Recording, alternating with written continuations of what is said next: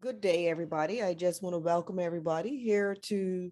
I have a friend of mine that had a wonderful experience that I want to share with everybody, and it's about her. She's involved in a high level soulmate relationship, and it took her a while for her to come to that understanding.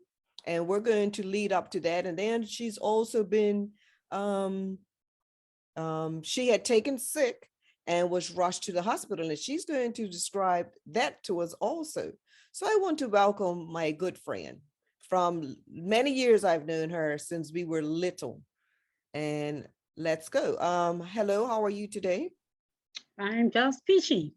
Great, great.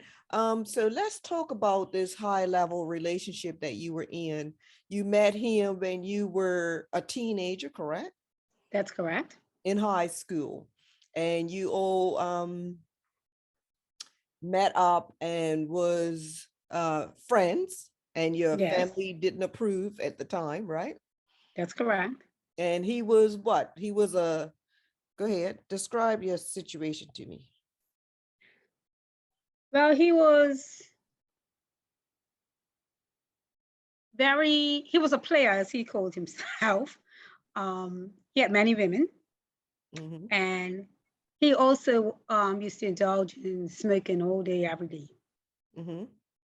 Um, that was his anything that he worried about. Everything else was trivial to him. Okay. And so when you met him, did you take him serious at the time, or were you highly interested in him? Did something pull you two together? It was something about him from high school. Mm-hmm. He never knew. We had a mutual friend that I used to inquire about him with just about every day, and we used to sit and talk to him. And when he used to come around, we used to stop the conversation. And talking to him now, he always thought that I was in a relationship with this other person, believe it or not. But I was always interested in him. But our mutual friend warned me at the time that it wasn't the time for me to get involved with him because of him having a lot of women. Okay, okay. And so you did eventually get involved with him, even though your friend told you not to at the time, right? But I thought it was years later, in my mid 20s. Um, I just thought he would have been ready at the time. We got into a relationship. I never knew that it was any other women because that's not how he portrayed things. I never saw him with anybody else until one day it was brought to my attention. And of course, upon investigation, I found that was other women out there. There were other women out there. So I just broke it off. And you was highly upset. I was hurt. And I had no idea. right. So you was highly upset, and I did tell you at the time to still pursue it, right? And you was not hearing that at that time. This is true. You certainly And did. yeah, I remember you it was years because you had met other guys in between, or another guy Mhm. in between, one other guy that you was vibing with. And then it was, how many years later did you two get back together? But that was 3 years later. We got back together again. Right, because he And came by, remember he came by, you telling me he came by the house, and you were like, I'm not even thinking about all of this, or I don't mind being a friend, but that's it. And I yeah, told you go for it. yeah. Yeah, because the main reason why I would tell somebody to go for it, because he was never abusive. Yes, sometimes we have those challenges, and we have to have those challenges because we have to break what? Family blockages. So she did go for it, and it's now been how many years? MSA Right. And he's now more serious about this than before. ever than ever before. So you see a It's much, into me and I'm enjoying this relationship. It's a very vibrant relationship. I see him, I talk to him just about every day. He's Mhm, always around. mhm. I'm really enjoying it. He's And really, and as he says, he's mature now. He's ready. So he spoils you a lot. yes, he does. Okay, so this is what a high level relationship is. Now, what about that time that you took sick, and how supportive was he? Yes, I took sick and I stayed sick for a whole year. Um, I needed assistance with everything from bathing to food to walking. Um, and he was there every step of the way. And he felt, didn't you say that he felt at one point that um, he didn't want to be because of what happened with his mom? Right, at first he didn't. That's Right. correct. Uh-huh. But he So, said he had to hang in there. Talking to him now, he said he had to hang in there because you never know something could happen to him. mm-hmm, mm-hmm. So that was great. That's, it was something about him with her that I liked. So, and I still do. He's actually a good guy, and he is in a position to be there for her at all times. And she is a strong woman, and she showed him how to, she lifted him up to a position as in a positive way, right? Yeah.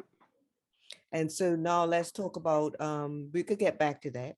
Let's talk about you feeling sick. What happened?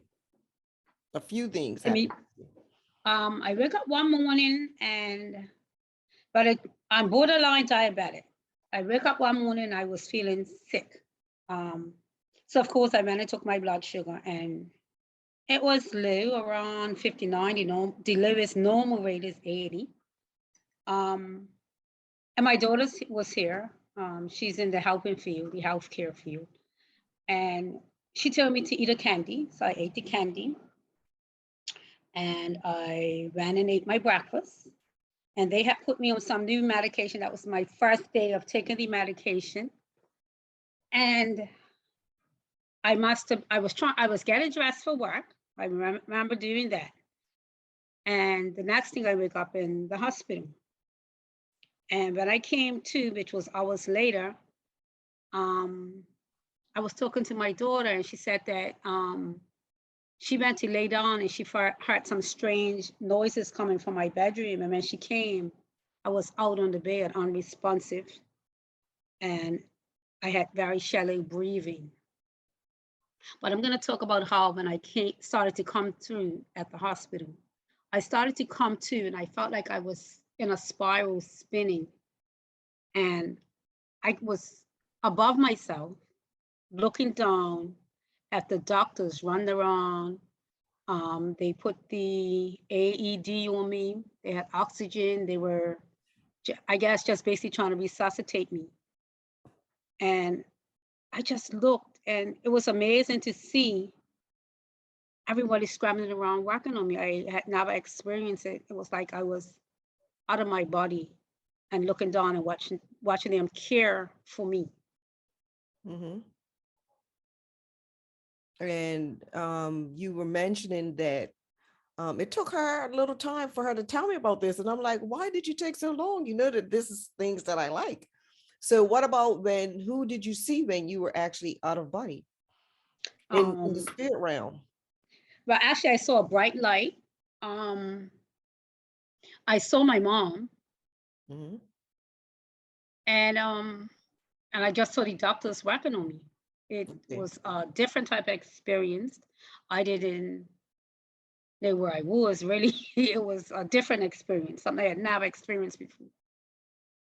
And was there any joy or love that you were feeling while you was in that position? I wasn't afraid, I could tell you that. I was quite calm and it felt very warm. Hmm. Did you feel any pain? I didn't. There wasn't any pain. Which I think I was more in amazement seeing myself laying on the gurney and someone working on me. Hmm. Hmm. And so what else? So how did you know when you came back? So it just happened automatically. It You was ain't never coming I back? went. It was like oh gosh, how can I describe it? It was like I was fighting to go through a dual base sort of thing. And I remember my arms getting all around like I was fighting. And I remember everything went blank. And then I woke up and I was there in the bed. And all I just remember saying, I'm hungry. It seems like opened my eyes. I was like, I'm hungry. I'm starving. Mm, interesting, interesting. And how long did you stay in the hospital? They kept me all day. I went home some hour in the evening. So I Okay, spent okay. most of the day. This happened early in the morning. Like I said, I was getting ready for work. Must have been about quarter to seven. And Mm, I didn't get home probably until after 7, maybe 8 that evening. right, right. Interesting. Interesting. Well, it's nice to have you back. That much I can say. And let's talk about the incident where you were sick for a year. What was that about? I went to the ophthalmologist to get laser on my eye because they told me it was a little bit of bleeding in the back of my eye around my retina. I went to the doctor on the Thursday afternoon, and when he was doing the laser, I was telling him that it was burning. It was very uncomfortable. So he stopped for a while, said he had him adjust the machine, and he called me back in the room about a half an hour later, and he proceeded with the laser treatment. I'm still telling him it was burning and my eyes were watering and that sort of thing. And okay, he said, okay, I'm finished the treatment. It looks like it was successful. I left. I was fine when I left. I went to work the next day, which was the Friday, and I went to read, and it was like I had to really move the papers close to me and put them on different angles to see what was going on. So my boss said to me, what's wrong with you? And I was telling her. So she goes, well, you need to go back to the doctor and let him know. I called them and they told me, oh, it's just going to be uncomfortable for a while, whatever. And I woke up this Saturday morning and I would go for a walk at like 5:30 in the morning. And I went for my walk, began my walk. And just as I got away from my house, a little about 2 houses away, a car came and the headlights hit me in my face. And I remember screaming because it hurt. And next thing I couldn't see anything. I was in darkness.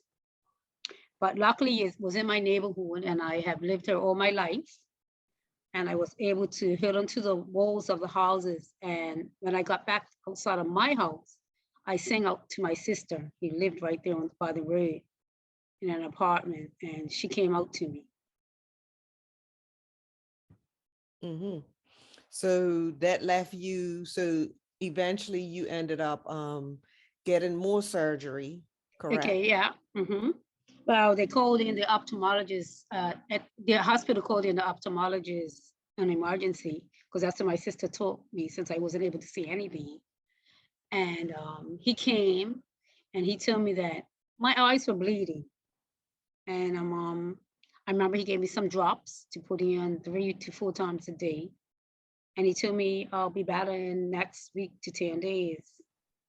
And I did the drops. I was religious, had the alarm going off and the drops again in my eyes. Hmm. And nothing happened. Right. So you ended up having to travel overseas to get. Yes, 2 weeks later, they sent me overseas to Boston for surgery. They did surgery, and I came out and still wasn't able to see. I went back to Boston again about 2.5 months later and got another surgery, and that did nothing either. And that's when they called in another specialist. It was a female. The lady was quite understanding. She had been specializing in retinopathy, and she looked at my eyes with the doctor, and she said, right now my eyes were inflamed from the surgery, so she couldn't do anything. She came to Bermuda about 6 weeks, maybe 2 months later, and she looked at me and she told me what she was going to be able to do, but she would need me to come back to Boston where she has the equipment that she needed. So off I went again to Boston, and the doctor she did the surgery. It was supposed to have been 2 hours. It ended up being 8.5 hours.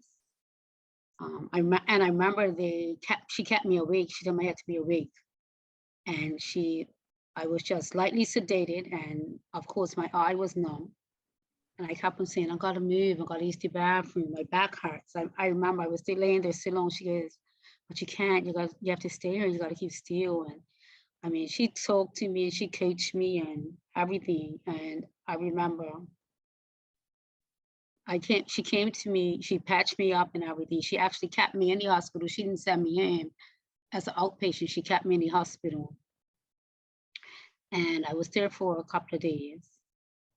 And when I came to, my sister had flown up to meet me because she lived in Maryland, and she flew up to meet me so somebody would be there with me.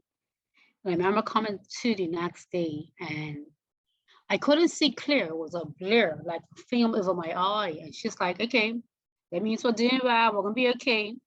So she told me it's going to take a few months, but gradually I'll gain my sight back. So she was coming, her or her partner came to Bermuda every 3 to 4 weeks. I was seeing them every time they came to Bermuda. And then my sister used to come and take me for drives afternoons every day, just to get me out of the house. And I remember we drove down this street, and I went to look out. I live on an island, and I looked out to the water, towards the water. And I was able to see the blue water. And I remember I started screaming and crying. And then I gradually started seeing the trees, and slowly my sight just came back. Awesome. That is beautiful, beautiful, beautiful.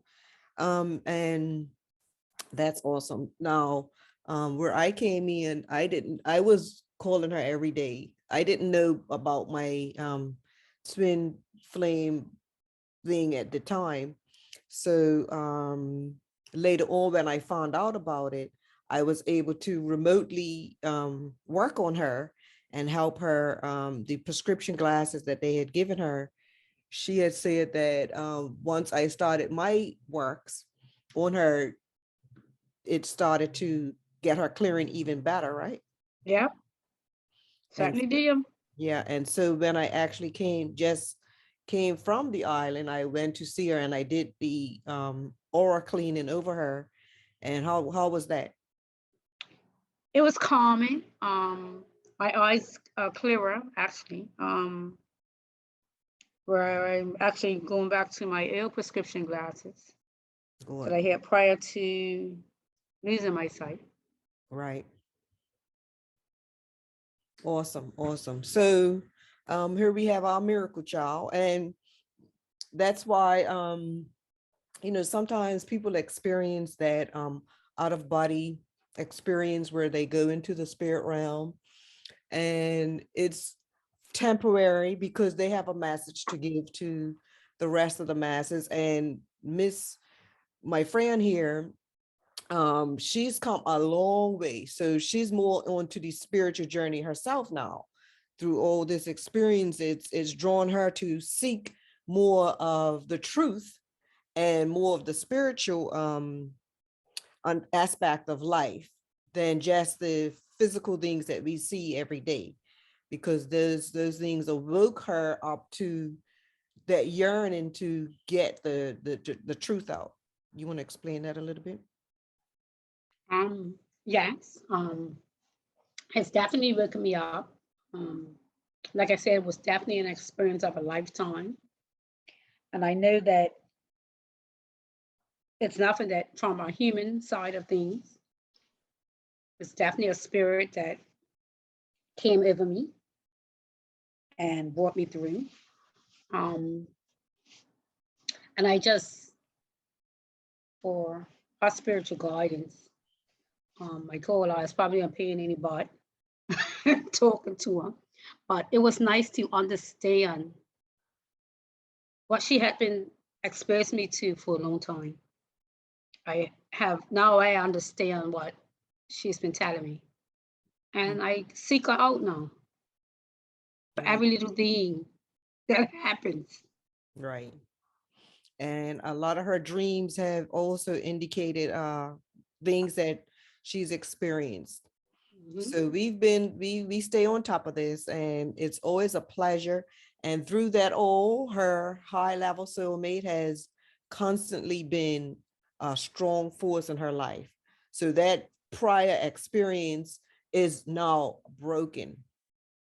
Is now broken, and she is now on that journey of a lifetime. So it's always great to be able to get feedback as to situations that we may face and how we overcome them to get into the raise our frequency so that we could be able to overcome anything that's on this earth earthly realm. And you yourself have never had the COVID, and neither has your high level soulmate, because the No. frequency is high. No, correct? Yes, that's correct. And Okay. I have to also say that I think I was in touch with the spirit world long before she knew, especially back in the situations that I was going through with my divine soulmate, and her God. So let that be, move on, like keep going, keep going. And I'm just glad that I did listen to her. It was hard. It was very hard. But I am glad that I did listen to her. Because obviously she knew something that I didn't. And something that she didn't do. Because I remember at the time when they did have that falling out and she had cold, and I was like, well, don't worry, you'll get back together. He was like, no. And then it took, like she said, 3 years later. And the first thing she did when she called me, she's like, he's trying to come back. And I was like, well, make it happen. And she was like, not having it. But he made her melt. So Yeah. it's She all certainly good. did. Still It's makes me all good. melt. Yeah. So anyway, I want to close off with that. And I want to thank her for, taking the time out to share this information with everybody so that you could know the importance of the difference between a high level soulmate and a twin flame, because high level soulmates are able to get together at this time. Twin flames, we have to actually try to help these high level soulmates get there before we get in union. So it's always a pleasure talking to her. She's a nutcase, but she knows that I'm her good old body pal. She Hmm. actually is one of my soul sisters. Her soul group is in connection with my soul group also. So I just want to send you all love, peace, and happiness. Peace out. Hmm. Thanks for watching Twin Flame 1111. And I would like to hear from you on how your journey is shaping out. So please, if you can, leave a comment below and let me know where you're tuning in from. That's always great to know. If you like this video, please hit the like button and share with others. Also, if you haven't subscribed and would like to hear more on the love of us all and our journey, hit the subscribe button below and the bell. Much love always.